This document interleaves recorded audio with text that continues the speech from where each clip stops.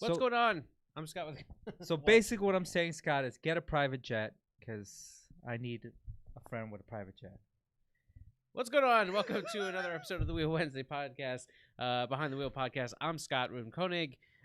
Luis from Konig's here. We're here. We're doing the thing. So if you're coming over from the live that we do every Wednesday at 2 p.m. Eastern on YouTube, that we do on Instagram and Facebook, welcome. Make sure look, any questions you have, especially for our guests, just put them in the comments. We'll be happy to answer them. Real quick, if you're on YouTube right now watching us, first off, thank you. Second off, please make sure you subscribe and you hit that notification bell. Super important to some of the giveaways that we're going to be having coming up, in the next few months. Yeah. Because we're going to be doing them only on YouTube. So for those that are coming from Instagram, but I'm going to take these off for a minute, that are coming from Instagram, but maybe not are subscribed to our YouTube channel, you're going to miss out. That notification bell is super important to some of the stuff we put up. Also, if you're really bored and you want to check out a garage tour of my personal garage, I know, make sure you check the YouTube channel. If you haven't seen it, I mean, I've been to this guy's house. Yeah. He's 220 square feet. The most efficient I've ever seen. Honestly, you want something, he has it. It's weird. Like, you want an ice cream cake, he has it in somewhere in one of his drawers. Well, that's how efficient it is. I think most people could have guessed that I would have had ice cream cake. Yeah? Well, right? No. Yeah, See, I didn't mean it like that. Yeah, it means like I like ice cream cake. All right. All right. Anyhow, so don't forget what we're doing. Oh, this week's video that will be live on Friday. Every Friday, we put up a piece of content on our YouTube channel. We try to make them fun. We try to make them light. All right, Max is still here. He came in. Usually get a little. We get a little nervous when he walks in. Yeah. So he's working on something. But yeah, so make sure you check out our YouTube channel. And every Friday we drop a piece of content. So look out for that. We try to make them funny. Try to make them humorous. So if you haven't seen any of them, check them out. Also informative, because sometimes that's most of the time. Yeah, I think this week is kind of going to be fun. Yeah. Especially for those people who are true car enthusiasts and people who work on their cars and try to keep it pure in some capacity. All right, for sure. So let's get right into it. I want to get our guest in here. This is a good one. If you guys, I'm sure that many of you are here to see this specifically. We have so much to talk about. I have been friends, and I'm happy to say that. There's not everybody do I say friends with, but I've been friends with Alberto for. You have to say it. From Puerto Rico, you say Alberto. Okay. Now, I don't know how to say Big Boost in Spanish, so right. He's good. Right. He probably could tell us. So here's what we're going to do. I'm going to stay in my lane. You're Hispanic. You can do this stuff. I can, you're Puerto Rico. Yeah. So anyhow, let's get him in here. You already know him. He got his start working on cars, doing the car thing. He's from Puerto Rico. Yes, yeah? But he's from the United States as well. Yeah. Well, actually, Puerto Rico is born in the United States. Well, that's right. Come on, man. True. You're making us look ridiculous here. Well, is it though? I don't know. What do you mean? Is it? It's not a question. But it's not a state. Anyways, it doesn't matter. We can ask Boost. All right. Anyhow, he also, if you have followed along, especially if you're a fan of Adam LZ's channel, you've seen the skills that he has and what he has put down. He's doing his own thing. He's off building race cars, living that life. Yes, sir. And educating America. We'll get into it. We're going to get into it right now. Anyhow, welcome, Alberto Big Boost. What's happening, man? I wish, we need some claps over here. Yeah, how's it going on my own now? Yeah, there you are. At a risk of sounding like a rapper, can you give me a little bit in the headphones? That's to Max. Well, we're a little quiet, and I can't hear much. Anyhow, what's happening? Thanks for doing this for us and hanging out with us. Oh, thank you for inviting me. This is fun. Yeah, and listen, I mean, we have so much to talk about. I literally said to Luis before we started, I said, we really got to be on this thing because I want to be able to get as much as we can done in the hour that we're on here. You know what I mean? So let's see, where do we start? Like, I want to start with some of the things that people don't know about you. And I'm an Alberto Big Boost subscriber, so I've seen a lot of the content you've put up. But I think that there's this, while you've alluded to some of the things that had got you into cars and where you come from, give us a quick, the punchline of getting into cars and coming to Florida. Getting into cars and coming to Florida. Well, back when I was still in Puerto Rico, I used to like drag racing. I started in the drag racing scene here in Orlando at a small track that used to be called CFRC, aka Center for Racing Complex. That then later turned into a drifting place that was very popular. It was called the same thing, CFRC Skid Pad, which was really amazing. Then got shut down. I don't know why, because it was a really fun place to drift. But that place, I was going drag racing, and I saw how amazing the drift events were, the energy, the nice vibe, everybody having fun. And I said, I have to get a 240. Yep. And then I ended up getting a 240, got a SR20, your typical basic drift car. Back in the day, it was a classic. I mean, they still are. And I started drifting. It was the best decision I ever done. To me, it's basically one of the most fun motorsports that you can get into. And you meet a lot of really cool people along the way as well. Yeah. So, Alberto, when I think I first was introduced to you, it was as somebody that was watching Adam Elsie's content. And all of a sudden, I see this mechanic.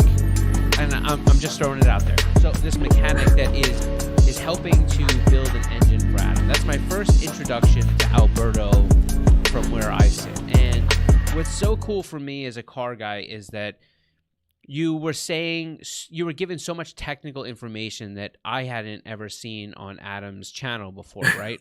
So no, but we're not dissing, we're not talking about it. We're just putting out things. So all of a sudden, you were talking about like some of the different things you were doing with the 2J and the builds you were working on and stuff like that. And what instantly resonates with me is the fact that like I'm that technical guy. I build engines, I build cars, and I do a lot of that stuff. So seeing you do that stuff and just being a regular dude was one of the things I think that really was like started to make me like, all right, man, I like this Alberto. You know what I mean? Alberto's like is my people. Yeah. I mean, basically, when I started doing or appearing on the videos, was just normal guy talk. Adam will ask me, "Hey, could you just elaborate on like what you did on my engine?" Yeah. To be honest, back then I didn't even like to get a camera pointed at me. I was very camera shy. Yeah. But I basically talking to the camera as if it was a normal person just asking me, "Hey, what you did to the engine? Like, can you like tell me a little bit about it?" So I just talk to the camera as if I'm talking to a friend, and it just came naturally the way I was able to explain what was I doing. And then a lot of interest was shown on those type of videos, and it grew into something way bigger than I ever thought it would be. Yeah, it is something that's super interesting because I think, you, whether it was intended or not, and I think that that's the piece, like Adam's channel really, I think, and I could be wrong. I don't want to speak for Adam. I'm just saying as a point of view of somebody that consumed the content. I felt like his channel and the channel direction really started to take a larger turn from that point on, because all of a sudden he was really highlighting a lot more of the building. I know he was starting to do that anyway, but really was highlighting a lot more of the building. And then, together you were putting in a lot of this technical information that for somebody like me, that's what kept me going. You know what I mean? Yeah. I'm not like just personal taste. I'm more of a, I like to watch people build things, construct things. I want to find out, some of the builds that they're doing versus some of the things that maybe I have never done before. And I'm not like, in it for the vlog. I'm not in it for, these different things. So it was just a different element of content that I think changed. And you still see that level of technical stuff today in a lot of Adam's content. So I think it's interesting because I kind of do feel like it was, you know, again, not intentional, not like, you know, I'm not saying, oh, Alberto, way to go, you changed Adam's content. I'm just saying, like, I think it's just, you know, sometimes you come to these forks in the road that just change things and change your own direction. Yeah, no, I'm pretty sure that what Adam and I were doing sparked up a bunch of automotive influencers as well. You know, what we were doing at first was just like your normal, I guess, regular hangout and just talking about it. And for some reason, it grabbed a lot of traction. A lot of people show interest into that type of video. So when I started YouTube stuff, I was just basically just doing it naturally. I wasn't doing it to create a channel or anything like that in mind. I basically got requested into making a channel as a shop owner back then. I was like, man, I don't know, that sounds like a lot of work. You know, I'm already handling a shop. I don't know if I have time for that. Yep. Then that one day that I will never forget is that I said one time, you know what? I'll give it a shot. Let me see what I can do. The next day, I had over 10,000 subscribers waiting for the first video. I was mind blown. I was like, well, this is it. I got an audience now. There's 10,000 people waiting for me to put content. Let's do it. So I just like did my natural thing. It was like I started editing on Windows Movie Maker. It took forever, but I started producing some content, and it's been a lot of fun along that way. It has never been something that's, you know, pushing it or trying to act like I'm just trying to explain something way out of my league or nothing. You know, if I don't know about a subject, I won't even touch it, or it might get a little too complicated, but it's been a lot of fun being able to explain what I do, and it seems to have helped out a lot of people with their own cars by stuff I'm just explaining what I'm doing on mine, and it seems like it's very valuable information.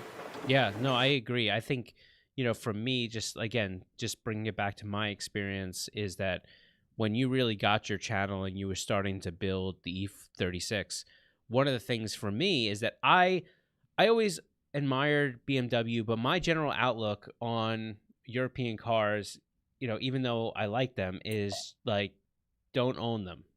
because I'm honestly, from a guy that has a lot of mechanical aptitude and I've built a lot of different things and engines, there's just something very different about some of the German engineering that comes along with these packages. And you went through the Vanos system and you explained what it was, and you took it apart, and you showed some of the keys. So for me, that was like a legitimate, like, I watched that series because I was learning things that were mystified to me. You know what I mean?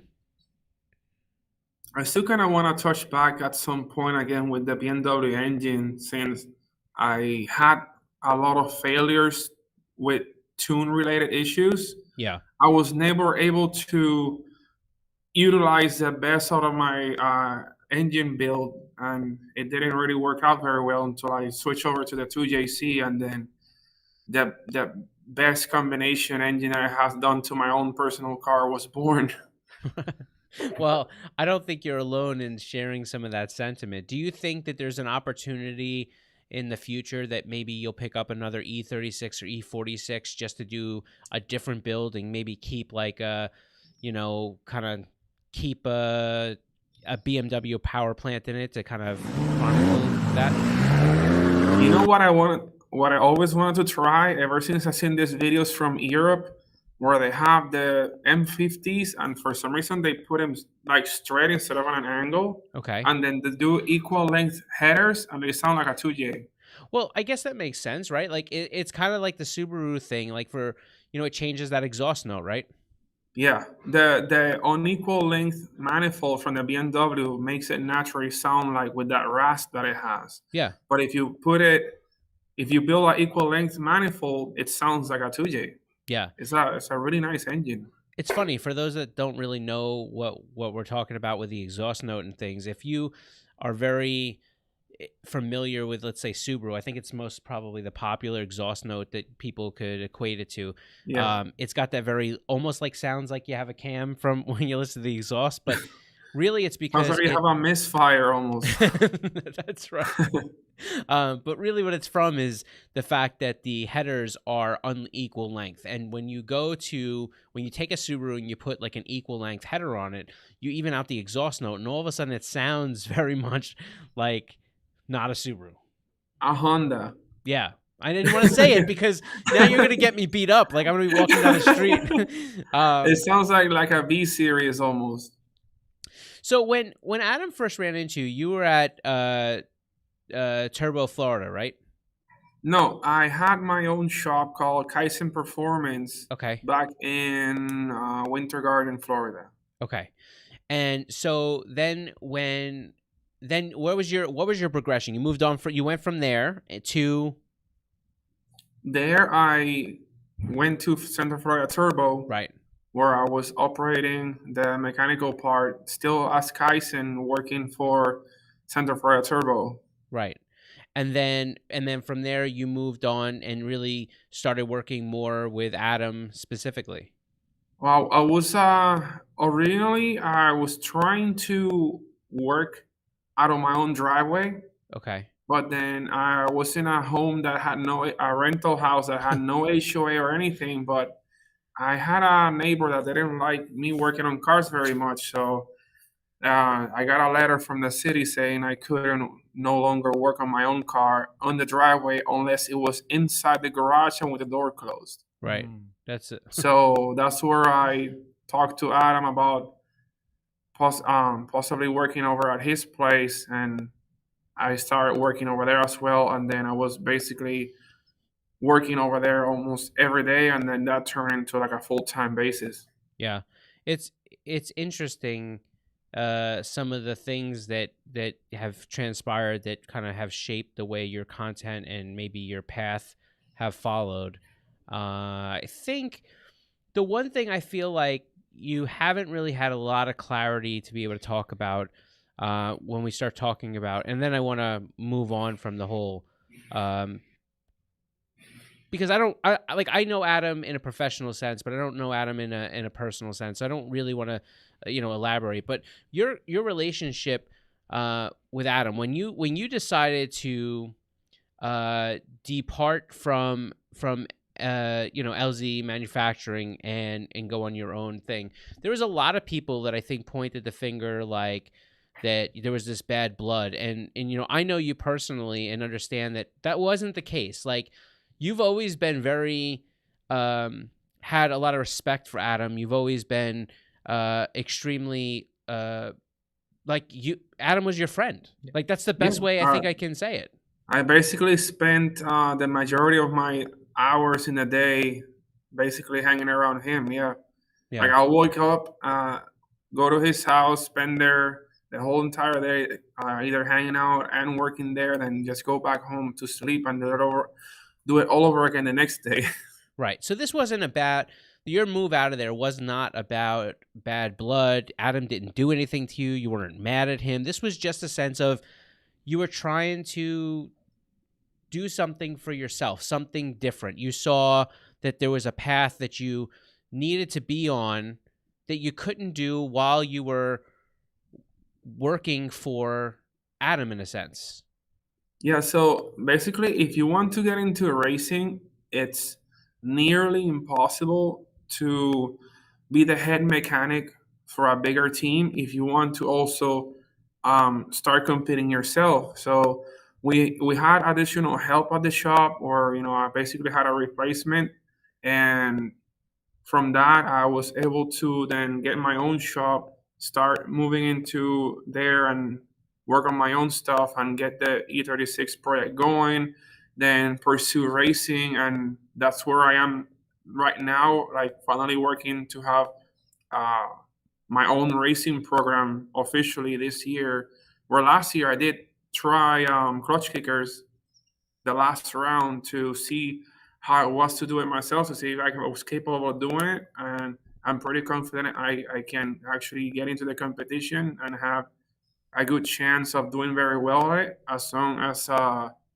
focus and have a proper racing program and a proper working car. Yeah, it's interesting, and I just the reason I only want to touch on it was because, you know, it's difficult for me, who's become friendly with you, and Sharon, to watch things go down in a way that, like, I read people's comments, and, you know, when somebody knows the truth about it, you know, like, I want to jump in and just be like, you don't know anything, whatever. But, like, that's not helpful. You're never going to win on the internet. But, you know, I knew that when your motivation was whatever, originally it was really just because you said, look, I have to be able to have my own space. Like, I can't work on all my projects. Adam's got too many cars. Like, he has, you know, he had a lot of cars that you guys were always working on. He had a lot of builds in progress at one time. There was no way that you could work on your own cars, your own program, and do it in that space anymore. So you were like, look, I'm going to get, right. Originally, I think when I spoke to you, you were like, I'm just going to get this little shop so I can have a place to keep my stuff and work on my own car and get things ready. And you're like, and maybe I'll even film some YouTube content there, obviously, just to, as I'm doing things. Yeah. And then, the timing on videos, especially since, you know, we talk about YouTube, the way it worked out, I think people just got this wrong idea that was you kind of like, you know, telling them like, I'm out of here, but that was never really the intention. And you didn't do it with hostility. You moved on. And you got this cool, dope little shop that you've been working at for, well, I guess it's been a couple years now, right? It's been about a year and a half or so, almost 2 years now. Yeah. And so, dope mural on the wall, by the way. I think I know. My favorite. That is the highlight of the shop. and for people that haven't already, on our YouTube channel, we did a garage tour with Alberto Big Boost. Yes, we did. Yep. And it's up. And it's up. Yep. You can see everything. It's even to the little watch. chair, the little chair that he has. The little chair, that's the best part. Between the mural on the chair, those things are indestructible. Right. the school chairs, yeah. That's. I think it's so interesting, and you know, one of the things I think I love so much about Alberto's content, like I've said before, is the educational value that I get out of it. Yeah, for sure. You have done some really interesting things in your career, but I find, because we're super proactive, we really enjoy the opportunity we have to provide educational content on, you know, about wheels and different things that we know on our YouTube channel. But we also like the fact that we can be contributive to the car enthusiasts and the motorsport community. And you're now doing something that is right along those lines that a lot of people, I don't know if they know about it, that I think is so important, not only for your path, but also for, you know, the car people of tomorrow. Yeah. Yeah, like I do have fun, you know, educating people. You know, it's basically passing the knowledge. Something I seem to develop pretty naturally. I'm not going out of my way to explain these things.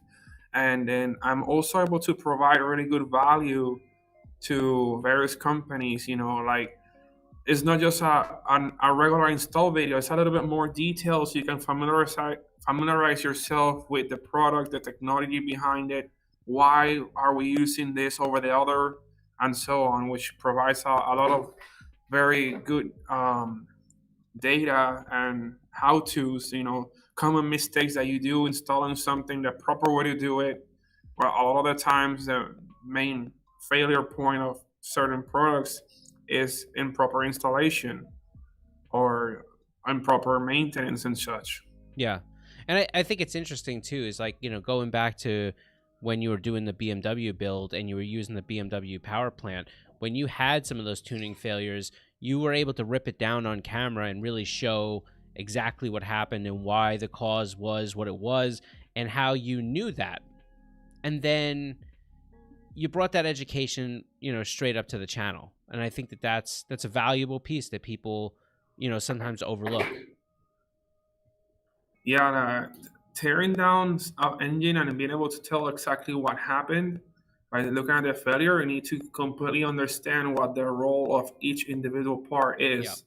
and then you'll notice a type of failure, and you can recreate a scenario in your head about what happened, along with some data. If you have a standalone computer, you can see the data log, and you can like see the parameters of what happened, and you can get you really close to figuring out what exactly went wrong. Yeah.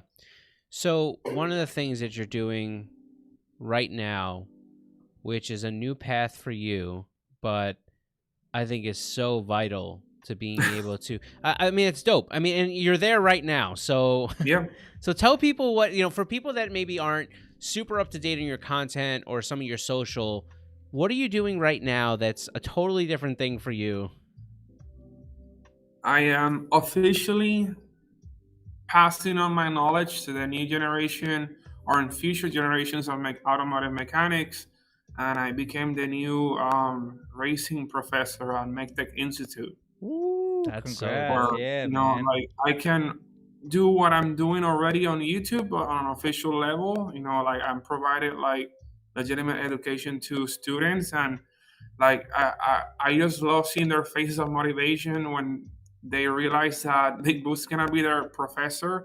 So they get not just a regular class, but they get a bonus from the additional knowledge that I can provide to the class from all my years of experience in the field. Yeah. And possibly add in some drifting knowledge into the curriculum as well, which has never been done before. Yeah. Now, do you make them call you Mr. Boost or Professor Boost? He's like, yeah, I'm actually in the classroom, and now I have my little Christmas drag tree. Nice. It's a cool little background decoration. It's also part of the furniture in the classroom where I am right now. That's awesome. What has this position taught you? What are the things that, kind of as you start to teach this curriculum, what things do you gain out of this? Well, like one of the things you have to be true to yourself, no matter how much you know about cars, there's no way to know everything. And what I like about this is a great opportunity to spend time, teaching my stuff about cars. And believe it or not, out of the same class as I'm teaching, I'll either refresh my head with old stuff that I have forgotten about cars, and also learn new things. Like they have a really big drag racing program at school, and I find that fascinating, where they have 5-second 2JZ cars and 6-second and 5-second rotary cars. Is incredible. They're running like 100 psi of boost. There's no textbook that's going to tell you how they build those things, but here we teach how all that stuff works. And I'm very intrigued about learning how they do all these things. I got pretty adept at building drift cars. I know the technology behind it. I love being a pioneer that's always like in the front lines, trying to figure out new technologies and tricks to make the drift cars better every year. But with drag racing, it's a whole different game, and it seems like it's gonna be a very interesting year. Also, another really cool thing that I have here that I'm super excited to use is that we have our in-house mainline dyno, which I'll be able to probably use quite a bit. And I'm also trying to learn how to tune cars from now on. I mean, at the end of the year, I might start tuning cars for other people. Right. I think that's one of the most like fulfilling things, when you kind of get a passion, you have a passion, and you've gotten to the level where you are, and now you're passing on that knowledge, and you're creating new legacy for yourself. So that's awesome. To hear that you've gotten there, and you could just tell that you're excited about it. So good for you, man. I want to just say that. Yeah, education right now, I consider it the most priceless thing you can give somebody. Yeah. Like with proper education, it's like it can get you to do so many things that you cannot do without, especially in the automotive field. The more knowledge that you have, the more that you have to provide, make more money, get new opportunities, etc. This endless.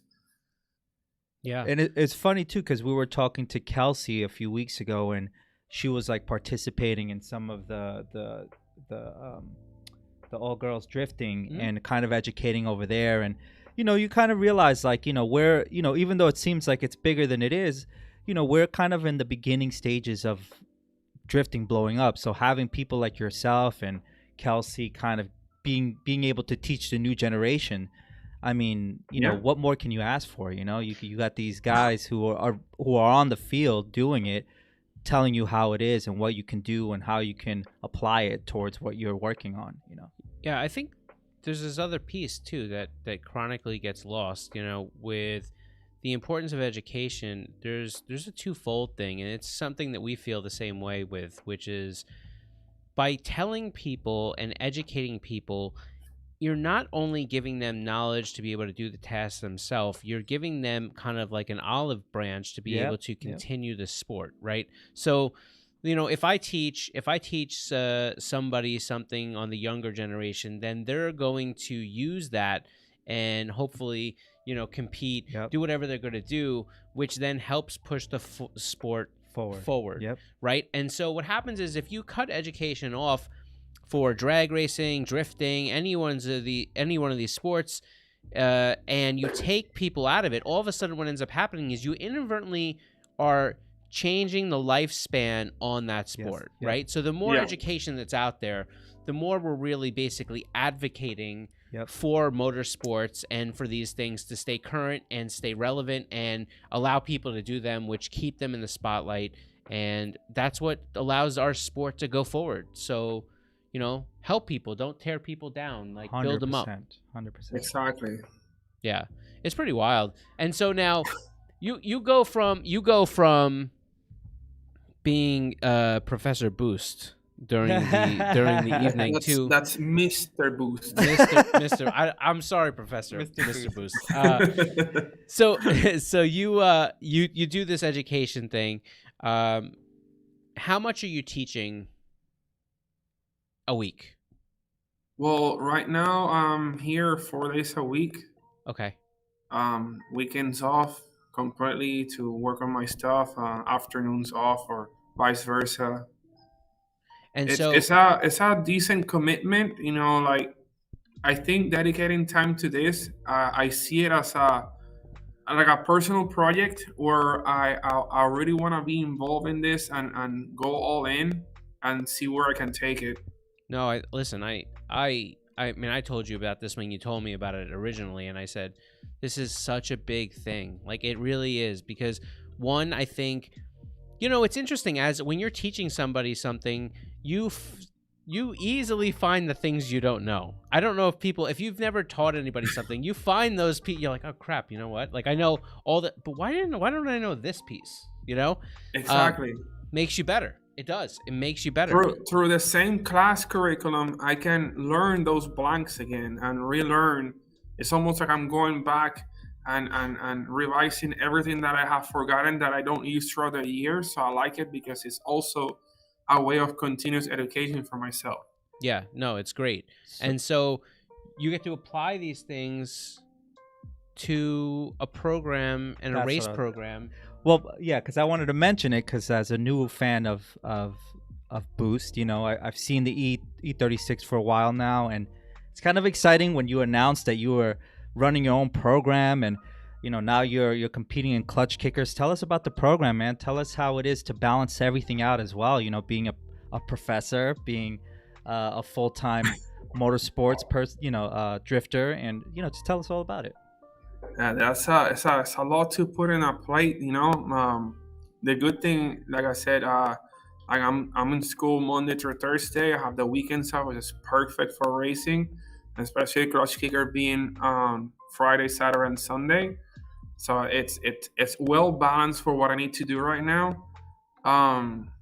Then also like working at the school provides additional funds for racing. It also provides another place to bring the car. Like I have the race car parked in the parking lot. I drive it to school right now.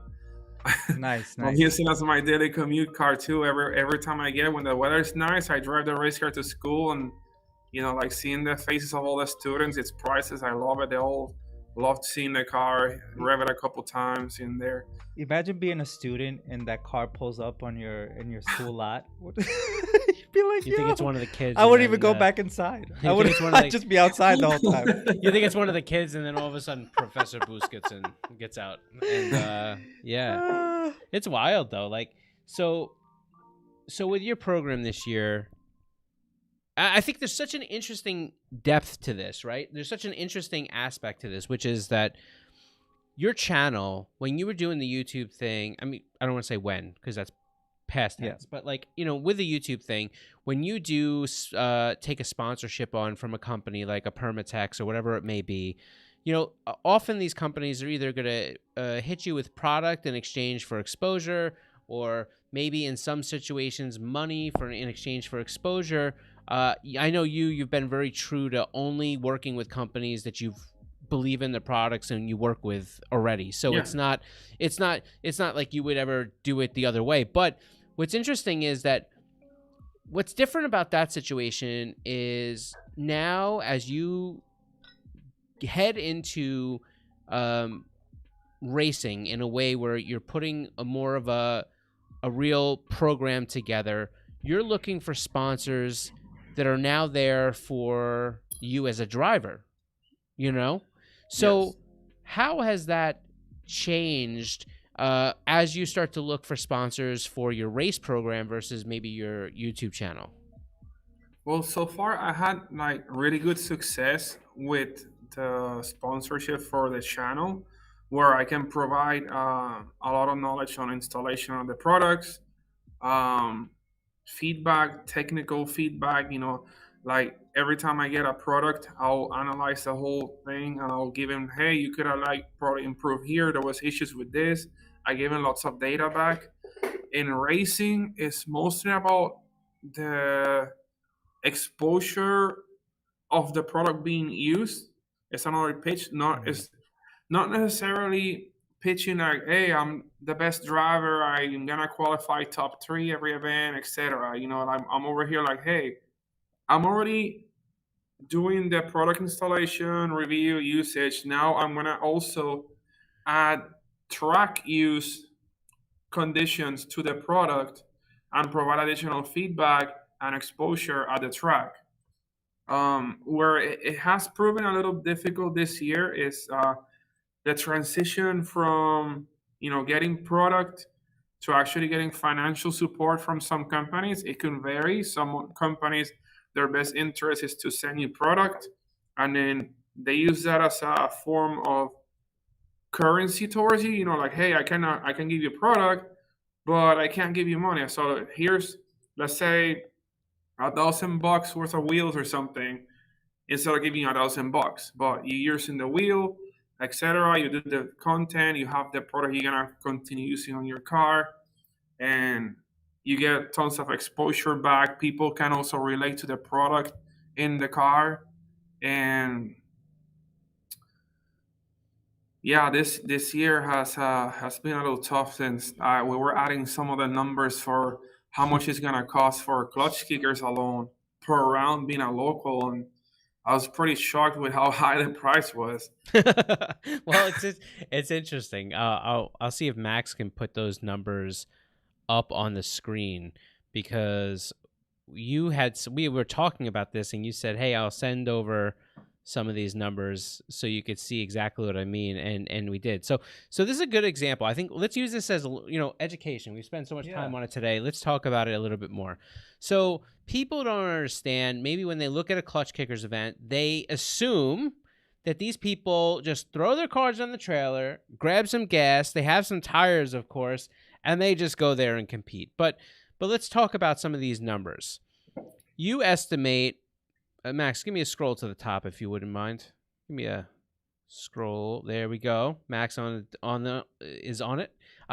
So tires. You talk about, look, for the event, practice, running the event, etc. I'm gonna budget 20 tires, $175, about $3,500. The price for tires can vary depending on your tire consumption, depending on, you know, horsepower, alignment, amount of laps that you're trying to do on practice.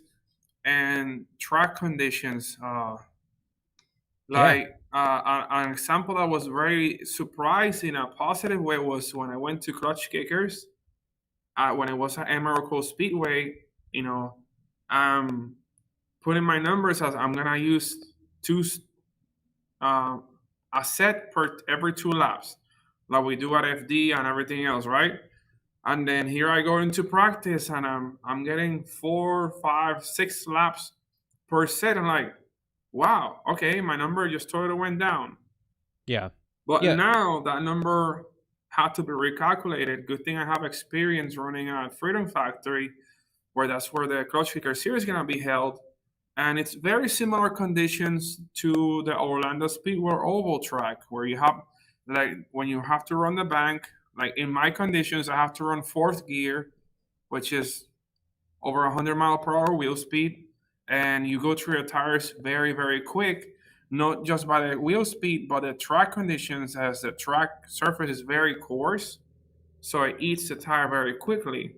But now, I still haven't taken into consideration that you do have the oval bank, then you have a little part through the cement part, and then half a moon of the other one. I haven't done that layout, so I might get a little bit better life expectancy, maybe 3 laps.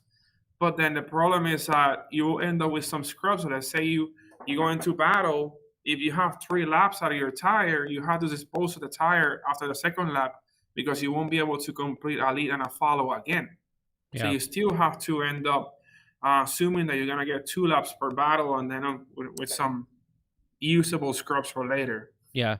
It's interesting. It's like, there's a lot of reason that people have practice cars or quote unquote missile cars that are, they're much different than, let's say, their pro car. They'll use cars that make less power because of the fact that they know that less power means I'm going to consume less tires and etc. And so what they're looking for is a way to practice without and get seat time without having to basically drive their costs through the roof.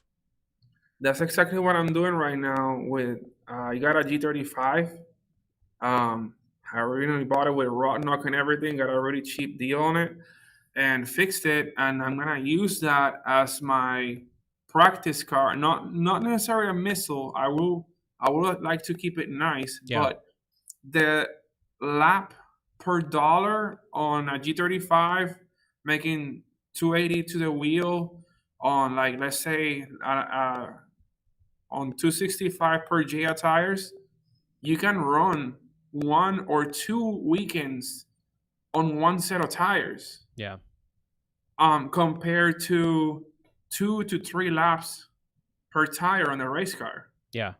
That's a huge difference monetarily to get practice and a lot of seat time on the car without having to spend a lot of money on practice. Yeah, no, there's no doubt. Max, throw those numbers up real quick again. I want to kind of run back through some of this stuff. So I mean, these are some costs that people just don't get. When you're going to run the event, it's one thing if you're going to go by yourself, but if you're not, you have fees for the competition. You have miscellaneous that are gonna show up. You have people that you're either going to pay to help you work on the car, or you're going to commit to the fact that you're going to be wrenching on it by yourself and grinding and hustling, and that's fine. But if you really want to be competitive, sometimes as a driver, you need to be able to focus as a driver and not always be worried about what's happening mechanically, right? Yeah, you can do it all yourself, but it's so much that you have to do in so little time sometimes that you might not be able to make it successfully that way. And these numbers are also counting just the basic needs per round, not counting any parts that break or that need replacement, or spare parts that you might need also for the track. Right. Where, you might need another set of suspension arms or another set of coilovers and stuff like that. Right.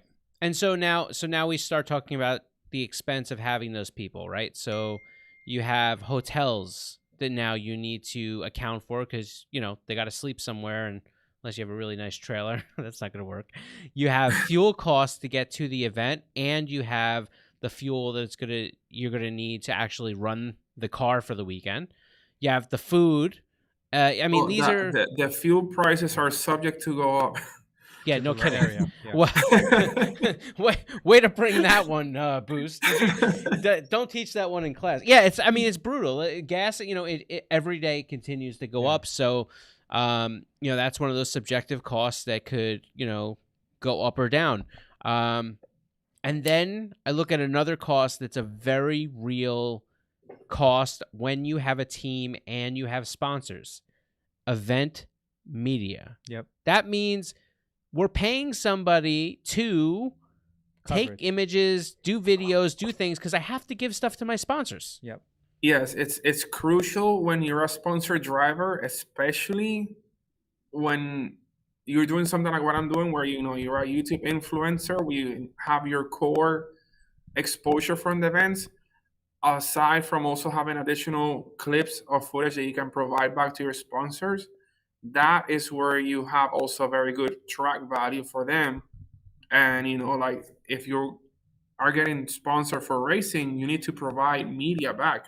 If you don't have any media, then you have nothing to provide of value back to your sponsors. Yeah, it's an interesting point.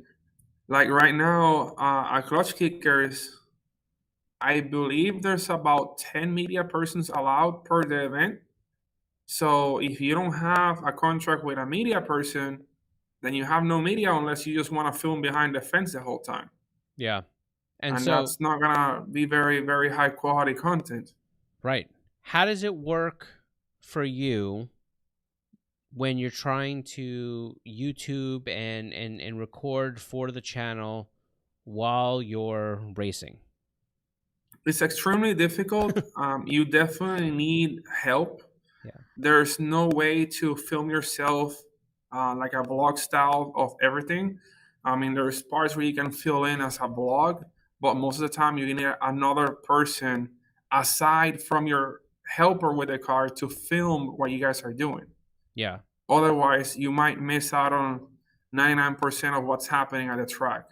Yeah. It's tough. It's like, your focus, you want it to be on driving when you're driving, but then in the same respect, that you need to be able to chronologically film and cover and document the entire thing for yourself, or else you don't really have anything to put up. You can't miss a whole day and be like, oh, it went well. Sometimes you feel like you want to do that, to be honest, because at times you might be extremely tired from driving or something. Like, oh, you gotta get up. We gotta film. We gotta do all this stuff. It's like you gotta suck it up and do it. Yeah, and so I think as we start to round out here, I think it's so important that we mention Sharon. Because I think she really spends a great deal of time trying to help you in the things that maybe, you're not super great at. I also think she helps you with a lot of timing things. And, it seems like she's been a really huge supporter for you, even in tough times. My biggest supporter, indeed. Probably right now, so we're making this video, she's probably arranging something for me to be doing next. Right. Because I'm always having my hands tied with so much that I'm doing. She's always in the background just getting stuff done. So she kind of like the next things that I have to do. And I'm very appreciative of what she's doing. And it without her, it will be extremely difficult to keep doing what I'm doing nowadays. Yeah. So a big thank you to Sharoncita for everything that you're doing. I think that's what they say. Behind every great man is a great woman, So. Yeah. Yes. Yeah. I agree with that. I agree with that. Shout out to Emily. That's my girlfriend. Sorry. This guy, man. He's gonna I had to take that moment. I know, but he does it. But now, if I don't now I feel like Shout out to Tiffany. Here's the thing. It's that's not. Yeah. All right. So we're moving on. But yes, I mean, I feel that way 100%. I just am not a touchy, lovey, feely. But yeah, I mean, it's been refreshing to know that even when times have been tough, that I see Sharon on a personal level, she's always got your back, and it's so so difficult to be in the spotlight. I'm not, so I don't have to worry about that. But like, when I see like, you in certain fashions or interacting with people on social or whatever it may be, it's tough because everybody has this keyboard to hide behind, and they can make these comments without really any obligation attached to them. There's no, they're just a comment they could throw out there in the space. And so to know, somebody like Sharon is there and has your back all the time, man, it's incredible. She's a very, very nice person. Does a lot of things for me. Does way more than you would ever expect, and she always goes above and beyond for everything. And like, she helped set up the podcast. She helped set up the stuff with the videographer. She does an amazing job getting along with all the video people at the track. Yeah, she's like also like my guest no, not guest relations. What am I? Yes. Public relations. Public relations. Yes, she's amazing at that. She's always assuring. When you meet her in person, she's always very nice, always smiling, always laughing. And she always has a really good vibe around her, and people, like, once they meet her on a personal level, they love her right off the bat. Yeah, and it's interesting because she comes from a kind of a public background as well, right? Yeah. She hates it when I say it. Okay. All right. Well, then I guess we won't say it. I'm not trying to get anybody in trouble here. I'm just saying, like, she has a pretty cool job, and she does. Just go look at her social. This way, we don't get in trouble, and you can find out all the things that she does. Yeah.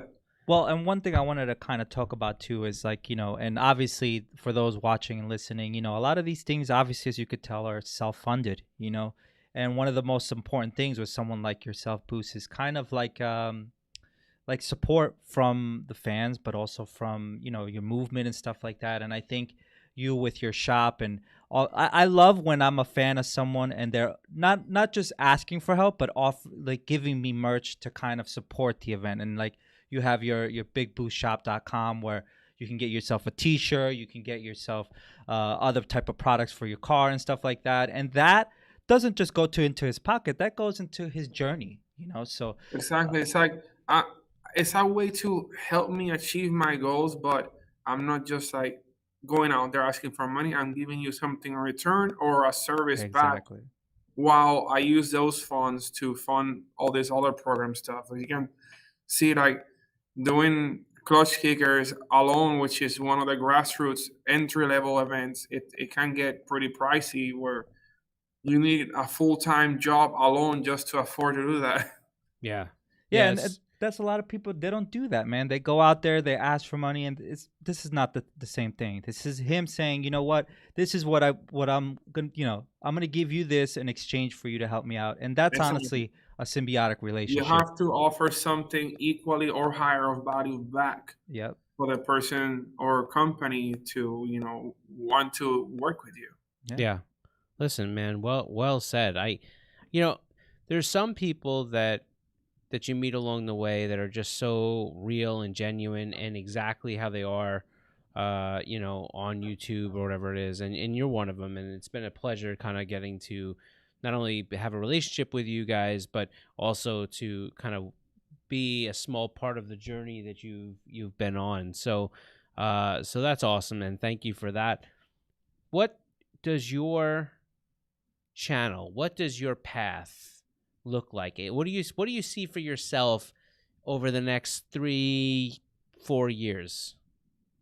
Well, there's gonna be some changes depending on which route the motorsport industry takes. Yeah, there's a lot of stuff up in the air. There's new technologies being developed. Like I said, I am kind of looking to get into the whole tuning part, but you know how I am. Once I get into something, I want to be like one of the best at it. So it has something that has been intriguing. I might hone my skills even further from school and be able to provide even more detailed build videos. There's gonna be other stuff that's coming in later. maybe summertime. That are some like really big plans that I've been working on since last year. Yeah. And that's kind of like also provide additional steps of stuff that you can relate to and get yourself out there and into the whole racing world. And like basically I'm covering everything. Like I wonder what else should I cover. I'm covering the education part, actually teaching the education in person.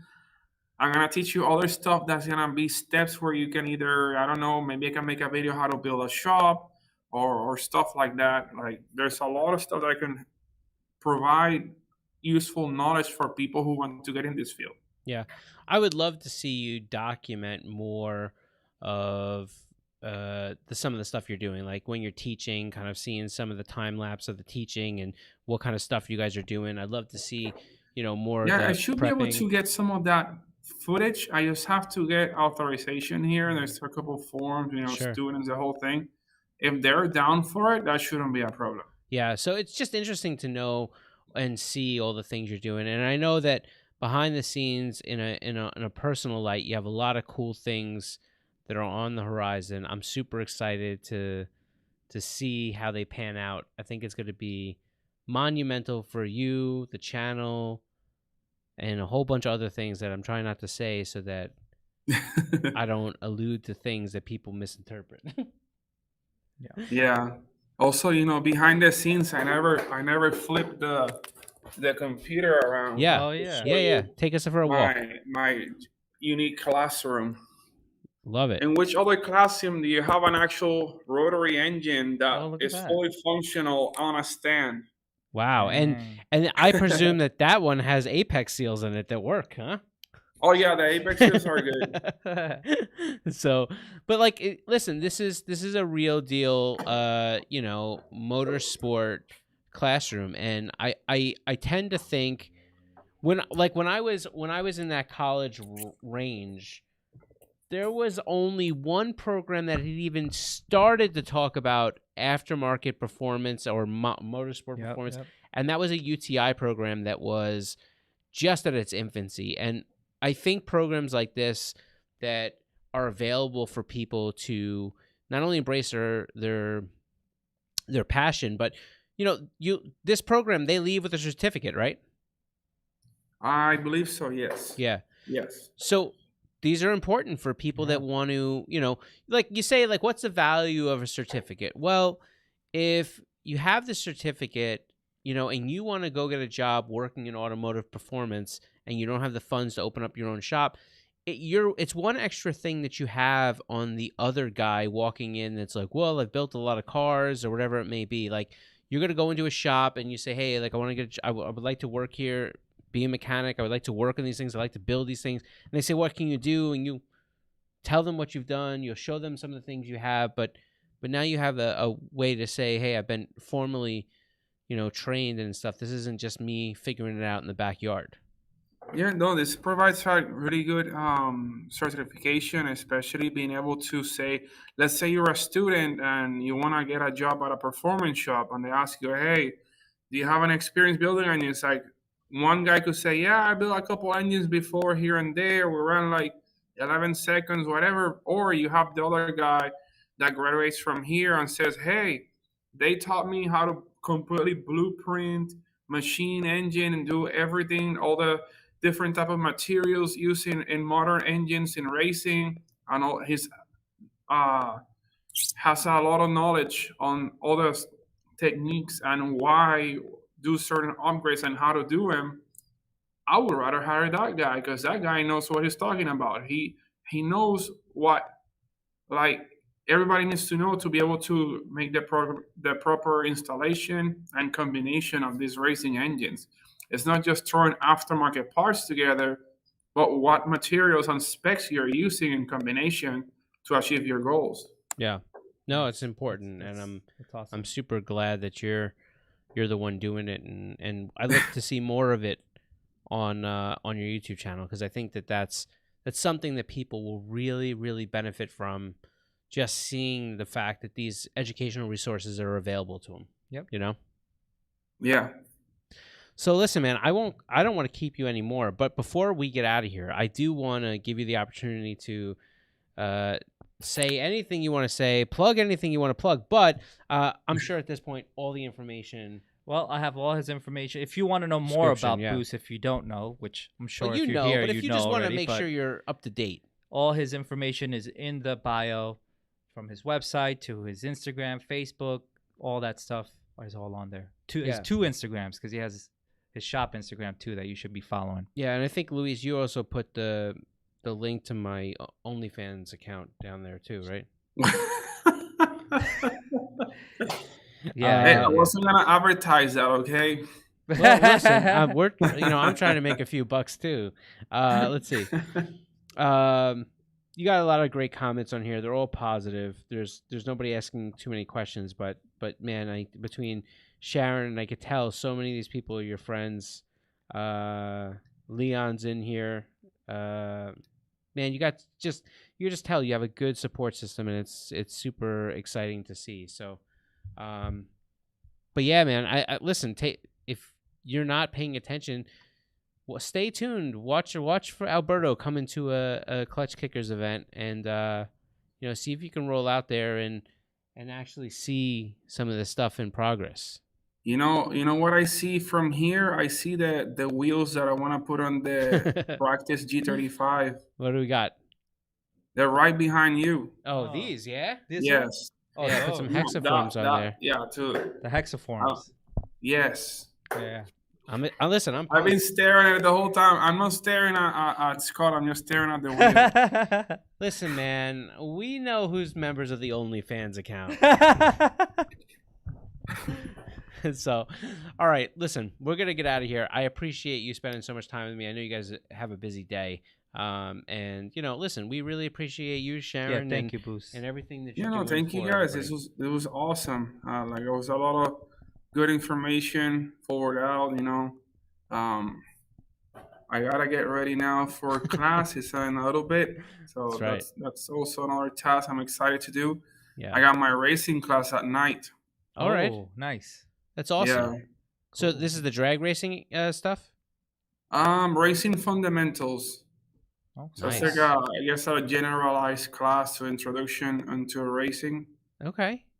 Yeah. I'll tell you, maybe one day I'll have to creep down there and get a guest pass. So I might have to go sit in a lecture. This morning I was talking in the electronics class about atoms and how electricity works. And now at night I get to talk about how racing stuff works. Pretty cool. That's amazing. Hey, listen, I'm glad that you know about atoms. Atomization and fuel stuff is probably right about the area where I just zone out. Right. No, I'm right there. But then right after that, hard, steep cliff, So, but anyhow, thanks for coming on. Thank you, Boost. And, man, we're going to talk soon. I know it. Yeah, I'll call you later. Cool. We got some stuff to talk about. Yeah, there you go. Go get ready for class. I'll catch you later. Thank you. All right, man. So bye, guys. So I think that you know me. Like I think the best part of some of this stuff is the fact that we get to have these great conversations. Yeah. And this is no different. And I think that if you are out there and you find this podcast, especially if you're kind of whether you watch one of the 2 channels that we've talked about today, and I don't really want to get into it because, the thing is like I never want to throw or appear that we're throwing shade at anybody. Everybody has their own path, and there's so many things that we will never be privy to because we're not behind the scenes of everything. You know what I mean? But it was important for me to at least allow Alberto to say the thing that I know was fact. Mm-hmm. He's got a tremendous amount of respect for Adam and his channel. He didn't leave with animosity. He's, it's still his boy. Mm-hmm. And I think the fact that, they always started as friends, I think that always leads you back there. You know what I mean? Well, and I think that's one of the most important things that I'm sure everyone here has been through is kind of going through their own path, and this is his path, and not only that, he's doing very well in it, and I'm excited to see what he's going to continue doing, Obviously, he's become a professor, to him getting on the track. These are steps forward for him, and it's exciting to see, Yeah, No, it is. It is. It absolutely is. So that's pretty much it. We're going to wrap up. Listen, thank you for watching. If you're listening to this on iTunes, Google Play, Stitcher, or Spotify, we appreciate you. Make sure you get subscribed to the YouTube channel because it's the place where we're going to do giveaways and a whole bunch of different things, and you'll only find out about them on our YouTube channel, Konig Wheels USA. Also, don't forget, we drop a piece of content every Friday. Last Friday was my garage tour, which is weird for me because I don't think it's that cool, but some people think it's cool. So man, I think it's cool. So we got that going on. And don't forget that we do the whole live preceding this podcast every Wednesday, 2 p.m. Eastern on Facebook and Instagram. Swing through, come by, ask some questions. We'll give you some answers. And that's pretty much it. By the way, sorry. No, you're good. What I want to say is if you guys have any guests that you guys want to see on this, because that's one of the things that I kind of want to get more. You know, we get a lot of our people on here. Yeah. But if there's a guest you want to see on here and maybe we can get them on, hey, why not? DM us, message us. Or throw it in the comments. As you already do, you know. Or throw it in the comments, even better. Throw it in the comments. If you like, if there's somebody specifically you'd like to see us talk to, you know, obviously we like to have a relationship with them first, but you know, never know. There might be some things that we can kind of work our way into. Yes, sir. So, that's it. Take care of yourself. Have a good Wednesday, and we will catch you back here next week. Peace.